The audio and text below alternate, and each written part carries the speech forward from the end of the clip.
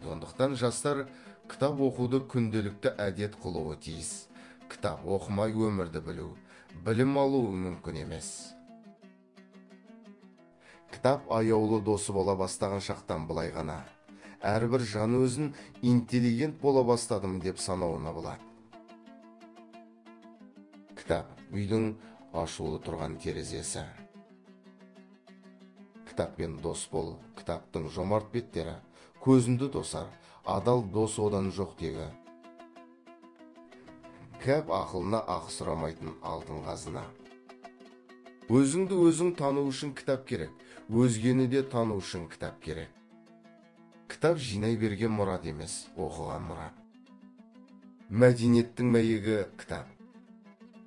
Кітап маған тақтан да қымбат. Кітап асып таспайтын асыл досымыз. Жақсы кітап ақылды адамның әңгімесімен бірдей. Өз бойымдағы барлық ең жақсы қасиеттерім үшін кітапқа қарыздармын. Кітап оқудан тыйылсақ, ой ойлаудан да тыйылар едік. Кітап ғасырларға сапар шеккен ақыл ескерткіші.